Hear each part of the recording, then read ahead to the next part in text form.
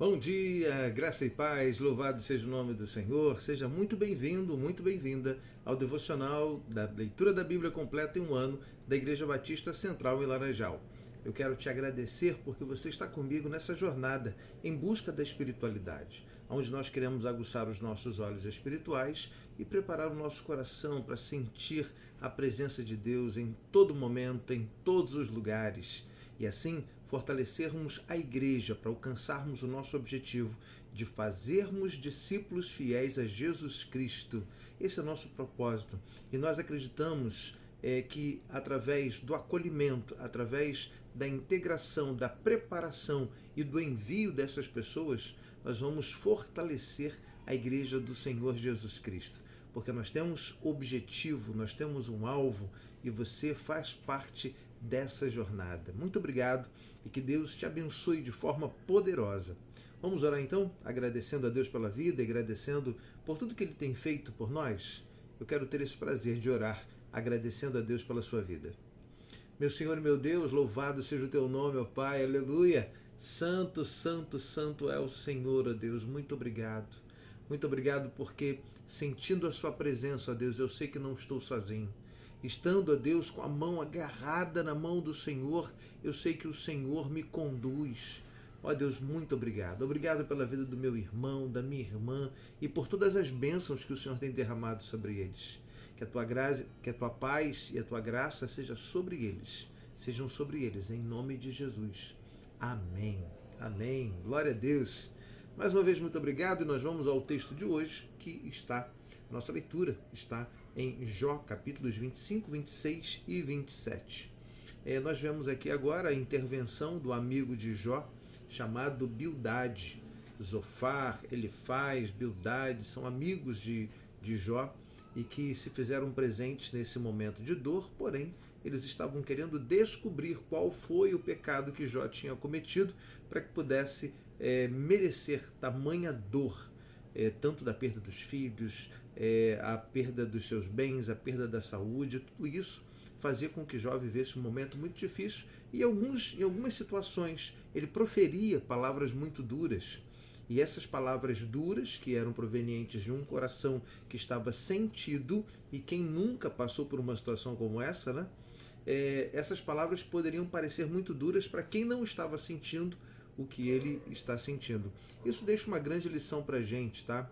Quando você vir alguém que está passando por alguma situação difícil, não tente apontar o pecado dessa pessoa, não julgue, mas procure ajudar essa pessoa. Procure estender a mão, procure se oferecer para que aquele momento seja mais facilmente entendido e passado, porque se nós não ajudarmos aqueles que precisam, certamente esse problema vai demorar muito mais para poder passar. Então, ajude as pessoas que Deus tem colocado no seu caminho.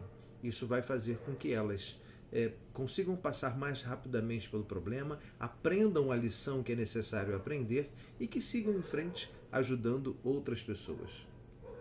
Deixa eu ler aqui os primeiros versículos. Aliás, esse capítulo é muito pequeno, né? São 6 versículos apenas. Vamos ler todo esse capítulo? Vamos?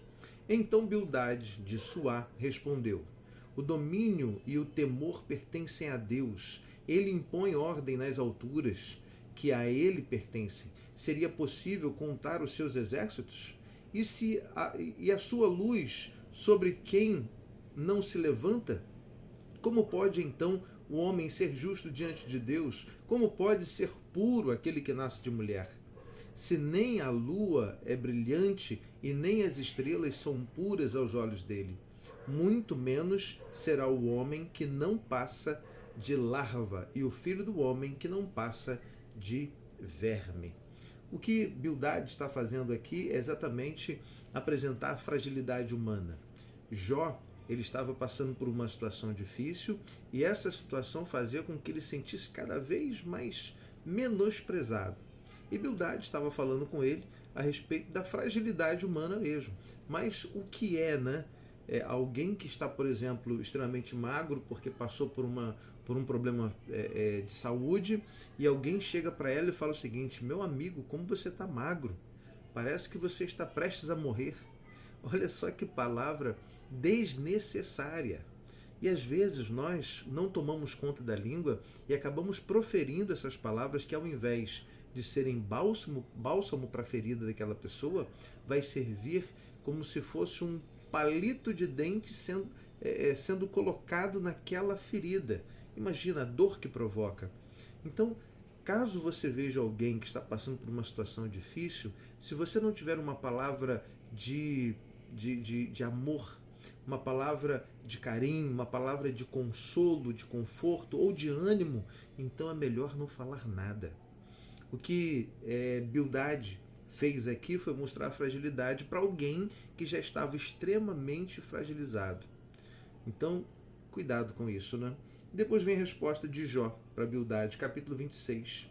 Então Jó respondeu: grande foi a ajuda que você deu ao desvalido. Que socorro você prestou ao braço frágil. Belo conselho você ofereceu a quem não é sábio, e que grande sabedoria você revelou. Quem o ajudou a proferir essas palavras? E por meio de que espírito você falou? Os mortos estão em grande angústia sob as águas, e com eles sofrem os que nelas vivem. Ou seja, é como se Jó tivesse falado assim: meu irmão, eu sei que eu estou passando por uma situação difícil. Eu sei que a minha vida está parecendo uma desgraça e você vem jogar na minha cara essa desgraça. Enfim, Jó, ele entende que Bildade estava ali, certamente querendo ajudá-lo, mas ele orienta Bildade dizendo: olha, eu não preciso desse tipo de palavra porque eu já sei o que eu estou vivendo, não só por falarem, mas por sentir. Eu estou sentindo isso. Bem, e ele declara, ele compara essa palavra de Bildade como sendo o que sente aqueles que estão debaixo das águas, ou seja, aqueles que estão debaixo do sufoco. Imagina alguém que está morrendo afogado. Como que essa pessoa se sente debaixo das águas? Sufocado. Aqueles que recebem palavras como essa, como a de Bildade, que já estão sufocados por causa dos problemas, se sentem mais sufocados ainda. Então, meu irmão, cuidado. Se você vai ajudar alguém, mas não tem uma palavra de ânimo, conforto, consolo de ânimo, é melhor então que você não fale nada. Tá certo?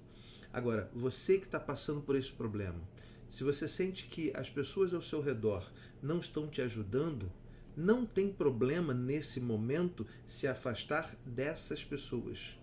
Você não precisa se afastar de todo mundo. Aliás, não se deve fazer isso quando nós temos problemas. Muito pelo contrário. Devemos chegar perto das pessoas que nos amam, das pessoas que você sabe que vão te dar bons conselhos e que vão estar perto de você com sinceridade. Esteja perto dessas pessoas. Seus pais, seu pastor, sua pastora, seus amigos de verdade, aqueles que querem o seu bem. Busque essas pessoas e você vai ter a ajuda necessária. Bem, Jó continua falando ainda sobre o poder de Deus e como que as pessoas que estão passando por dificuldades, como elas se sentem, né? No verso 9 diz assim: ele cobre a face da lua cheia, estendendo sobre ela as suas nuvens, traça o horizonte sobre a superfície das águas para servir de limite entre a luz e as trevas. Ou seja, o que Jó está falando aqui é que Deus tem um controle de todas as coisas. Ele entende isso. E no capítulo seguinte, daqui a pouco você vai ver como que Jó, como que ele se comporta diante de Deus, diante dessa situação. Em primeiro lugar, ele reconhece o poder de Deus. Em segundo lugar, ele sabe que está vivendo por uma situação, está passando por uma situação difícil e não esconde. Ele não maquia a situação. Vamos então para o capítulo 27, porque até o final ele vai falar sobre o poder de Deus e como se sentem essas pessoas que estão debaixo desse poder de Deus. Capítulo 27, verso 1. E Jó prosseguiu em seu discurso. Verso 2. pelo Deus vivo que me negou justiça, pelo Todo-Poderoso que deu amargura à minha alma, enquanto eu tiver vida em mim, o sopro de Deus em minhas narinas, meus lábios não falarão maldade. A minha língua não proferirá nada que seja falso. Nunca darei razão a vocês. Minha integridade não negarei jamais até a morte. Gente, que lindo. Alguém que passou pelo que Jó passou, perder tudo, inclusive a sua própria saúde, inclusive a sua própria, não vou dizer sua dignidade, porque a dignidade ele não perdeu, mas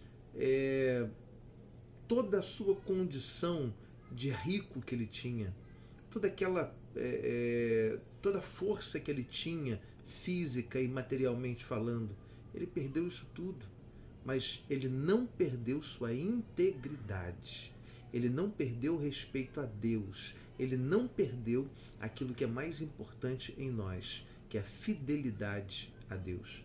Não importa o que você perca, meu irmão, seja uma pessoa, um ente querido, seja um emprego, seja algum bem, não importa o que você perdeu, importa o que você é por dentro, a sua integridade, a sua justiça, o seu temor a Deus. Não perca isso nunca.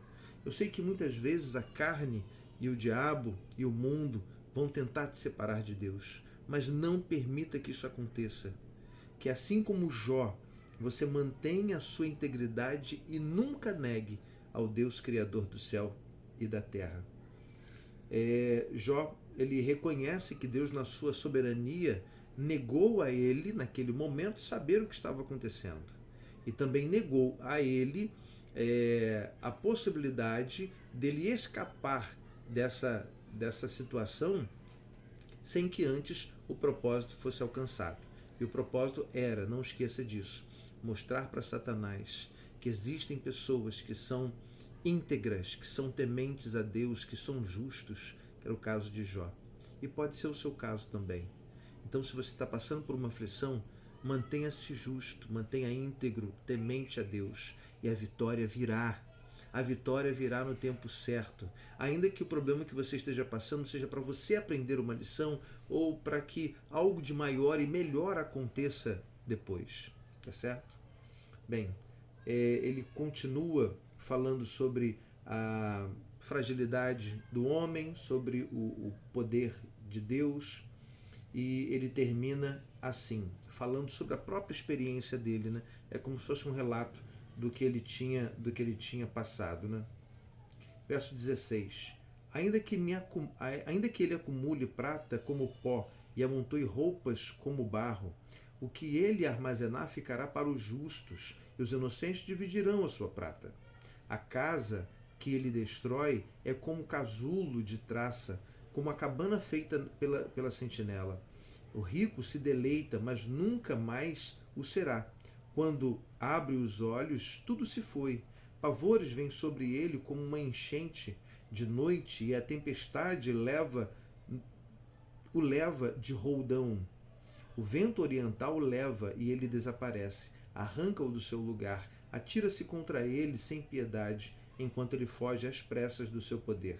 Bate palmas contra ele e com assobios ele pede o expele do seu lugar. Era a experiência, foi a experiência que ele viveu, perdendo tudo que tinha, vendo o vento impetuoso levando os seus filhos, tudo que ele tinha passado, ele resume aqui para apresentar ali a sua perda. Mas maior do que a sua perda foi o seu ganho.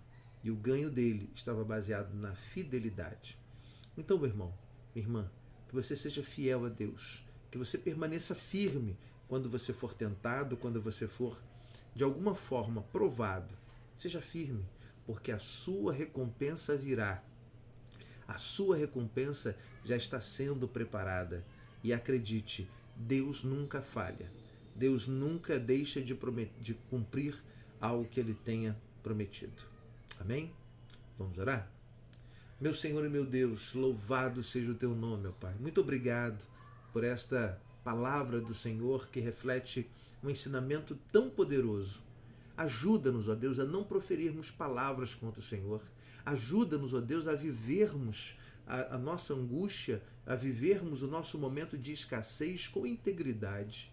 Ajuda-nos, ó Pai, a sermos fiéis. Quero clamar ao Senhor, ó Pai, por aqueles que estão passando nesse momento por algum problema de saúde, ó Deus. Que o Senhor os limpe, que o Senhor os livre, que o Senhor os restaure, que haja cura na vida do meu irmão e da minha irmã, seja neles próprios ou em quem eles amam, que haja cura do Senhor sobre eles. Peço a Deus por aqueles que sofrem também com doenças emocionais. Limpa e cura, ó Deus, aqueles que estão sofrendo agora com uma doença, ó Deus, que não é física, mas é emocional. Cura, Senhor.